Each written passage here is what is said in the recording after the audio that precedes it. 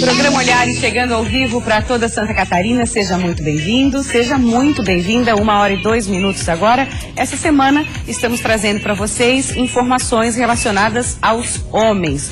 Hoje o destaque vai ser sexualidade e também saúde. Estamos no Novembro Azul, tem um papo bem interessante, você vai ficar por dentro aí dessas questões de saúde super importantes. Mas a gente começa, falando que o Tribunal de Justiça de Santa Catarina está reunido, decidindo hoje sobre um tema super polêmico e que vai impactar diretamente a vida de milhares de catarinenses. O Estado deve ou não bancar tratamentos de saúde que são oferecidos pelo SUS, o Estado deve ou não bancar tratamentos de saúde que não são oferecidos pelo SUS para pessoas que não têm como pagar.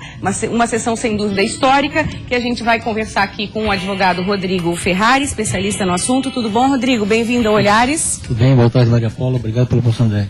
Basicamente, a pergunta é essa: o Estado deve bancar procedimentos, medicamentos que não são oferecidos pelo SUS? O tema por si só já é polêmico porque impacta diretamente na questão dos cofres públicos. Perfeito, é uma preocupação bastante significativa do próprio governo do Estado de Santa Catarina, do próprio Ministério da Saúde, onde o Ministério da Saúde divulgou na última semana uma expectativa com gasto de aproximadamente 7 bilhões de reais com demandas judicializadas na área da saúde.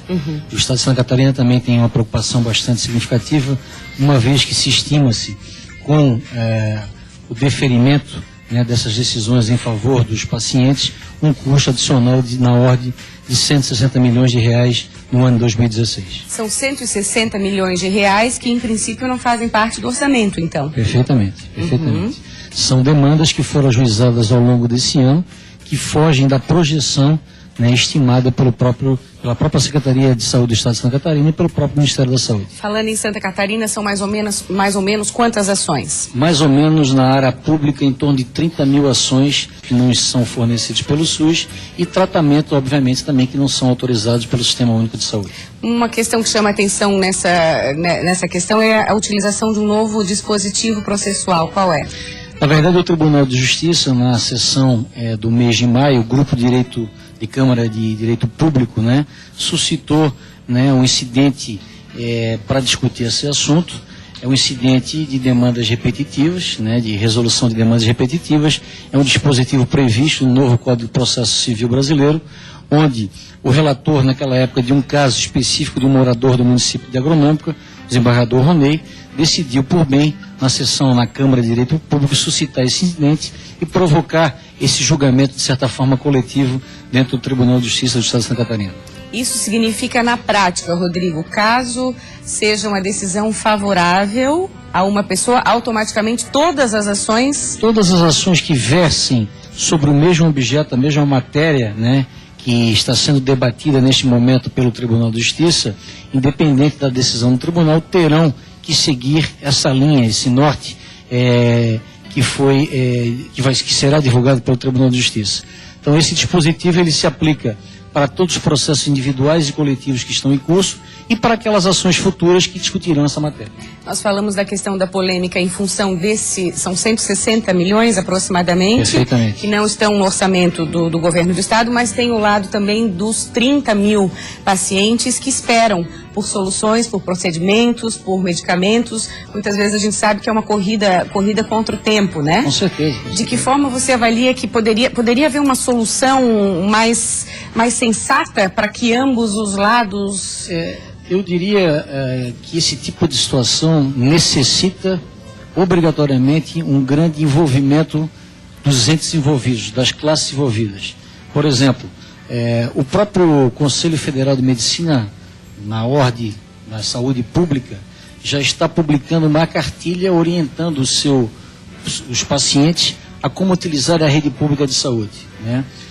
Diria também que é necessário, como sugestão, a criação de varas especializadas na área de saúde, a criação de núcleos de apoio, o próprio Conselho Nacional de Justiça, através de 2 recomendações e resoluções, orienta os tribunais a adotarem esse apoio técnico, envolvendo inclusive a classe médica nesse tipo de discussão. É necessário um apoio do próprio Conselho Federal de Medicina. Associação Médica Brasileira, das próprias sociedades brasileiras. Maior. E aí eu te pergunto assim, por que não incluir esses medicamentos, esses procedimentos? Porque são muito caros? A grande maioria desses medicamentos ainda não existe uma comprovação científica e, obviamente, não existe um registro desses medicamentos na Anvisa, né, que é o órgão que regula esse tipo de situação. O próprio Supremo Tribunal Federal está decidindo esse tipo de situação. E quanto aos procedimentos? Da mesma forma. Também? Da mesma forma. São procedimentos que precisam de uma comprovação científica para serem autorizados pelo Sistema Único de Saúde, sem dúvida nenhuma. Caso o Poder Judiciário vote favorável a isso, é dado um prazo para que o governo cumpra? Como é que funciona? Com certeza, né? O governo vai ter um prazo para, nesses tipos de ações que estão sobrestadas, esperando o julgamento desse incidente, né? Deverá o governo ter um prazo para cumprimento dessas decisões. Muito obrigada pela sua participação, pelas informações. Nós vamos acompanhar de perto e a gente vai trazer, claro, a informação para você que nos prestigia aí com a sua audiência. Obrigada. Muito obrigado, Maria Clara. Bom, gente, amanhã é dia de conferir a 12ª edição do Acústico Brognoli. O evento acontece amanhã, vai contar com música eletrônica acompanhada do jazz, uma mistura boa aí. Toda a renda da venda de ingressos será revertida para a AVOS, Associação de Voluntários de Saúde do Hospital Infantil Joana de Guzmão. O acústico será no SIC, em Florianópolis, às 21h amanhã. Eu só penso você me quer. Eu nem vejo a hora de lhe dizer aquilo tudo que eu decorei. E depois do beijo eu já sonhei. Você vai sentir mais. Falando em música, hoje à noite acontece o Prêmio da Música Catarinense. Às 20h30 também no Teatro do SIC. É hora de conferir e reconhecer os talentos, que são muitos, né, gente, em nosso estado. A toda a equipe que promove o evento, aos nossos parceiros Márcio Pimenta e Teco Padarates, a gente deseja muito sucesso. É um prêmio que já faz parte do calendário de eventos de Santa Catarina, super prestigiado, vale a pena, gente. 8h30 no SIC. Vamos entrar no nosso tema da semana agora, estamos falando sobre homens. Tudo bom, Yuri? Seja bem-vindo. Yuri Guelph é sexólogo e a gente vai falar um pouquinho da sexualidade masculina, um tema bem abrangente, mas vamos tentar focar na questão de comportamento. E a gente estava conversando um pouquinho antes do programa começar. Como é que está esse homem hoje em relação à sexualidade? Você estava falando que passa necessariamente por um melhor conhecimento de si mesmo, o autoconhecimento. Esse homem está mais aberto a essa descoberta, ao autoconhecimento, à autenticidade, vamos dizer assim? Bom, esse homem está mais aberto, claro, realmente mais aberto que os nossos avós, que toda aquela questão do homem de casa, de ter aquela coisa mais poderosa. Então a gente está mais aberto, a gente tem novos papéis, a gente tem essa abertura. Porém, com esses novos papéis, né, nós temos a questão de corresponder às novas expectativas, entende? Tudo é muito rápido, tudo se demanda muito desse homem, então assim, ele pode acabar ficando um pouco perdido nisso, e daí o que acontece? Daí ele tenta recobrar a sua masculinidade, utilizando às vezes alguns padrões ultrapassados, alguns padrões até de, tipo, a gente pode ver até uma questão assim mais forte, até mesmo de violência, entende? Mas o que acontece? Essa expectativa, o que se espera desse homem é muito mais uma coisa de ele dar a segurança, dele tomar a iniciativa e acaba se confundindo um pouco hoje em dia isso. Fica uma espécie de dúvida, assim, né? Principalmente numa conquista, vamos falar assim. Isso. Será que eu tomo iniciativa? Será que ela vai gostar? E muitas vezes a mulher também não dá pista do que quer, aí fica... Sim, o que a gente sempre fala no consultório, entende? Que a comunicação é primordial, você colocar o que você quer. Então por isso que entra essa parte do autoconhecimento, se conhecer os seus desejos, o que você espera do parceiro, o que você espera da parceira, não importa, entende? Você tem que falar, expor isso, porque ninguém tem bola de cristal. Então, essa dificuldade de colocar o que se quer e muitas vezes fica adivinhando, aí não tem jeito, né, Yuri? Fica adivinhando, eu acho que ela quis dizer isso, eu acho que ela gosta daquilo. Sim, e daí já entra toda a questão de pensamentos catastróficos, ele já não disse isso, quer dizer que ele não me quer mais, e tudo aí. Todos esses mitos, tudo isso que daí é alimentado. Se com uma comunicação clara e básica, tudo seria resolvido, entende? Então, assim, se colocar os seus desejos, então, assim, casais. Um dia na semana eu decido onde a gente vai sair, na próxima semana você decide. Mesmo que seja algo que não tem, eu quero ficar em casa assistindo TV. Seja, eu vou ficar em casa assistindo TV, entende? Não tenha medo de colocar. Aquela pessoa que está ao seu lado, ela já te conhece, ela já te ama, ela tem isso. Não importa o que você vai mostrar, que a pessoa vai sair correndo pela porta. Então assim, fale, coloque isso que tem espaço, entende? Então, comunicação é a base do relacionamento, é a base para colocar os desejos e para se desvencilhar desses papéis, às vezes, agressivos, papéis, às vezes, que fazem mal a esse necessidade homem. de ter que ficar provando uma coisa que muitas vezes o homem nem é, né? Sim, e a gente estava até discutindo sobre isso, sobre a questão dos vídeos, e que essa correspondência, esse ideal de homem. Isso entende? eu ia te perguntar, Yuri, a gente vive numa época de informação com muito estímulo, né? Principalmente na questão da internet, muito vídeo, muito estímulo. Como é que o homem tá encarando isso, essa questão de estímulos versus realidade? Expectativa versus realidade. Isso eu vejo bastante no consultório. Nós vemos que tudo que o homem vê, hoje a gente tem uma gama de informação chegando, é muito forte, entende? O estímulo visual, auditivo nos vídeos, na internet é muito rápido e isso não corresponde ao que ele está sentindo na relação com a parceira, com o parceiro, não é a mesma coisa. Então essa discrepância entre o que é percebido e o que é sentido acaba ocasionando algumas falhas na questão sexual. De que forma lidar bem com isso? Lidar isso, claro, procurar ajuda, entende? Mas principalmente não querer recobrar. Porque isso é igual a bola de neve. Aconteceu uma coisa aqui, daí no dia seguinte eu não vou falhar, vou fazer isso, vou corresponder ao meu papel. Cria uma ansiedade, o que acontece? O sistema da ansiedade entra assim, já que tem uma dúvida se vai dar certo ou dar errado, eu vou botar que vai dar errado porque é garantido. Então fica nisso, cada vez mais ele começa a falhar e aumenta a ansiedade e entra num ciclo até que pode ter um bloqueio totalmente da sexualidade desse homem, entende? E era uma coisa básica. Isso a gente está falando de todas as idades, é de uma geração mais nova, qual é o perfil, assim? Então, hoje, vamos falar que está permeando todas as idades, essa questão dos estímulos, entende? Só que os nossos pais, os nossos avós, eles tinham, como era essa coisa mais romântica e tal, até tem um dado interessante, que nossos avós tinham mais relações do que nós, entende? Os nossos avós tinham o maior número de relações sexuais do que nós atualmente. Sim, para você ter uma ideia. Porque nesse mundo é muito estímulo, mas na hora do vamos ver, acaba deixando um pouco para trás, justamente porque não corresponde, daí você se frustra, e o que acontece? Não consegue corresponder aquele papel e aquela expectativa. E aí deixa de lado, soma isso a vida corrida, um monte de coisa para fazer. Entende? Daí o que acontece? Começa a aparecer as falhas, as questões do casal, e daí, claro, no menor sinal, claro, converse, dialogue, procure se entender, procure ajuda, claro. Você como sexólogo, para encerrar, qual o principal mito, na sua opinião, hoje em dia, em relação à sexualidade masculina, que nós vamos derrubar agora, assim? Qual é o principal tabu? Que o homem não falha. Entende? Como se o homem tivesse que estar presente 24 horas, pronto para o ato naquele momento. E a gente tem N questões, então esse homem pode falhar, pode acontecer e faz parte da vida isso. Tá ótimo. Tem homens adorando o seu depoimento e mulheres também, né? E mulheres também, que a ideia é orientar homens e mulheres. A parceira totalmente tem que colaborar para isso. Toda essa expectativa, quem pode reafirmar e acabando fazendo mal a esse homem também pode ser a parceira, o parceiro, que ele tem que ser o homem que nunca falha. Por favor, vamos acabar com isso. Por nós já está acabado. Obrigada, Yuri. Muito obrigada pelo papo sempre aberto à disposição aqui. Obrigada, tá?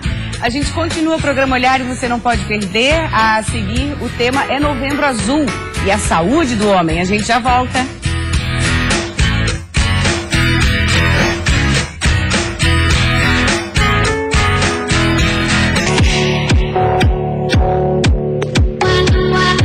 Hora e 17 minutos, vamos falar sobre um município do norte do estado. Nossa querida Joinville está mais bela. Isso porque no começo do mês a cidade recebeu iluminação azul em pontos turísticos, tudo para reforçar a campanha Novembro Azul. Segundo a Prefeitura de Joinville, a ideia é aderir a esta campanha e ajuda a informar os homens sobre o câncer de próstata, além, claro, de alertar sobre a necessidade de exame preventivo. E essas iniciativas são super válidas, né, Kellen? Tudo bem? Bem-vinda? Boa tarde, tudo bem? Quanto mais Novembro Azul estiver na rua, mais informação a gente vai tendo, mais conscientização. Informação é a base de tudo. Né? O que nós temos hoje é as pessoas pensando que tem informação e não tem. E é estranho, assim, porque a gente vive na era da informação, só que é uma coisa muito abrangente. Informação com credibilidade, de qualidade, às vezes falta. Às vezes as pesquisas na internet não são fidedignas, né? E a gente precisa realmente saber o que é fato e o que não é. A Kellen Cristina Silva é professora do curso de enfermagem e está super envolvida com o Novembro Azul, que existe uma campanha na faculdade onde você trabalha, que envolve todos os alunos do curso de enfermagem também, medicina também, ou só enfermagem? Só enfermagem. Enfermagem. Qual é o objetivo da campanha? Na verdade, a Faculdade Anguera São José vê essa informação muito desencontrada. Então, em torno da faculdade e no campus, a gente se reuniu já no Outubro Rosa, e agora dando sequência ao Novembro Azul, com as turmas de 5ª, 6ª, 7ª e 8ª fase, que são os pré-estágios. Eles ainda não foram para campus de estágio, irão nos próximos semestres. Então, como não motivar uma faculdade que tem um curso de enfermagem, a informação e a divulgação. Então, o início da campanha é confecção de folders e cartazes informativos, palestra no auditório da faculdade, uma jornada mesmo, para que a gente consiga levar o quanto mais de informação. Essa campanha de Novembro Azul ela iniciou em 2000, né? Só que essa informação, um diagnóstico precoce de próstata, 90% dos casos podem vir à cura.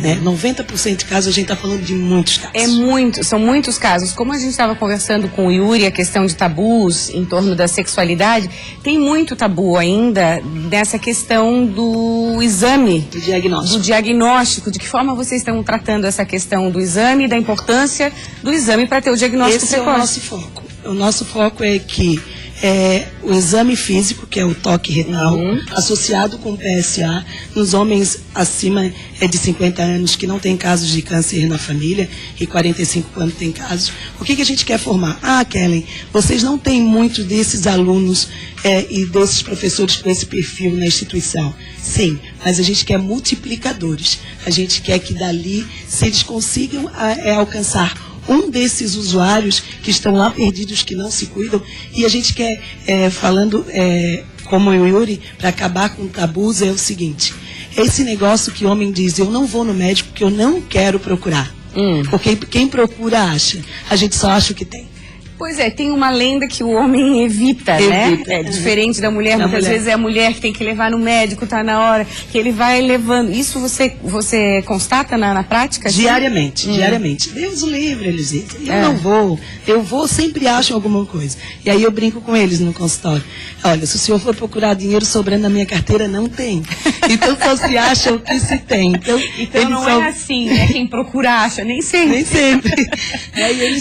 E eles saem gratificados. Assim, a informação muda, transforma. É isso que a instituição acredita, a Anguera acredita, é isso que os acadêmicos acreditam. E a gente vai pedir para a comunidade ao entorno de apoiarem, assim, porque eles vão bater na porta, eles vão levar a informação. Que bacana, eles estão deixando a universidade para fazerem uma proposta maior, mais abrangente. Isso. Uma escuta qualificada.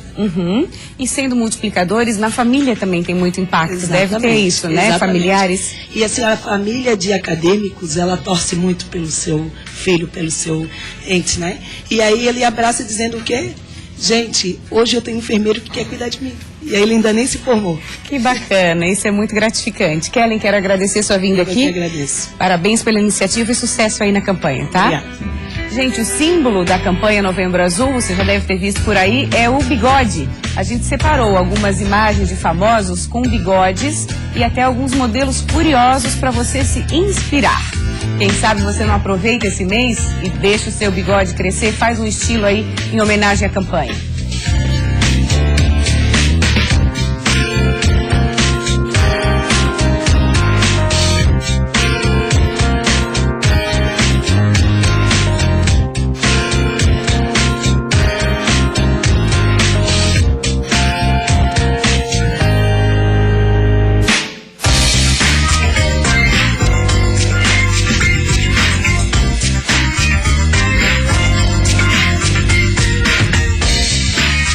Tem de tudo aí, né? Para todos os estilos. 1h23. Nossa conversa agora é com o Dr. Sander Tessaro, urologista. Dr. Sander, um prazer tê-lo aqui, tudo bem? Tudo bem, obrigado pelo convite, Maria Paula. Então, sempre é importante a gente trazer esse tipo de informação, levar esse tipo de informação para o nosso público, principalmente no Novembro Azul, que está conscientizando aí a questão do câncer de próstata. E os números são assustadores, Dr. Sander. Maior número de casos estimados em 2016 serão de câncer de próstata em homens, segundo o INCA. Eu peguei um número aqui que são 61.200 novos casos no Brasil. Assusta? Exatamente, Maria Paula, assusta realmente. Só para você ter ideia, o câncer de próstata é o segundo câncer mais comum no homem. Ele perde apenas para o câncer de pele não melanoma. Além disso, ele é o segundo câncer que mais mata. Tá? Dito de outra maneira, a cada 8 minutos nós fazemos um diagnóstico de câncer de próstata no Brasil, sendo que a cada 40 minutos um paciente falece por esse motivo. Então, esses mais dados são bem alarmante ainda, você trouxe dados bem mais alarmantes. A cada 8 minutos, um diagnóstico? Um diagnóstico, exatamente. O que poderia ser feito para evitar esses números tão dramáticos, tão trágicos? Exatamente. O que há de ser feito é tentativa de melhorar a alimentação, hábitos saudáveis. O sedentarismo está muito implicado com o câncer de próstata, isso é bem evidente nos estudos. A alimentação, principalmente a gestão de gordura animal, está bem relacionado com a doença. E antigamente se dizia alguns alimentos como licopeno, etc., mas isso caiu por terra em estudos mais recentes. Basicamente esses dados que eu citei. Além desses riscos, né, que você falou, como sedentarismo, alimentação, a questão genética pesa? Pesa sim. A SBU, Sociedade Brasileira de Urologia, preconiza o rastreamento para homens com mais de 50 anos, sem fatores de risco, sendo que essa idade baixa para 45 anos em pacientes que sejam de raça negra ou que tenham uma história familiar positiva, principalmente em familiares de primeiro grau, ou seja, pais e irmãos. Quando há uma história muito forte, ou seja, pai e mais que 2 ou 3 irmãos, essa idade deve baixar para 40 anos.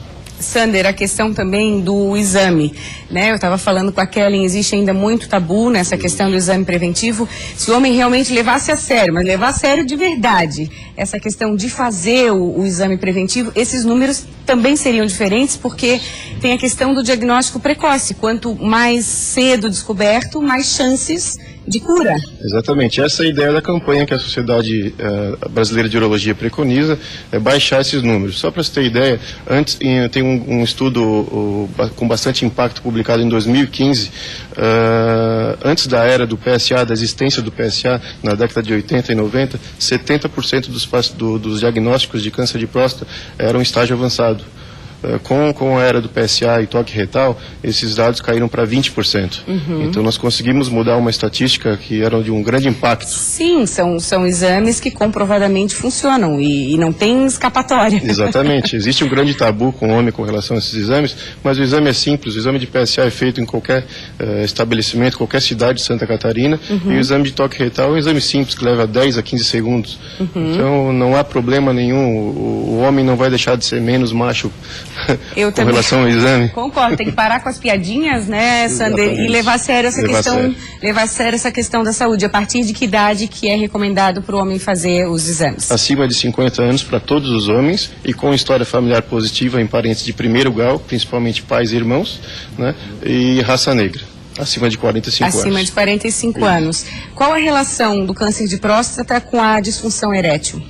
O câncer de próstata por si só não leva à disfunção erétil. Os tratamentos que a gente faz por ele pode levar sim à disfunção erétil.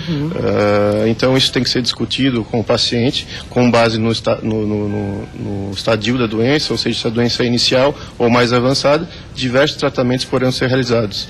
Aquela frase que cada caso é um caso. Cada caso é um caso. O câncer de próstata pode ser só acompanhado, no caso inicial, ou vai para quimioterapia ou hormonioterapia em casos mais avançados. Para encerrar, tem sintomas?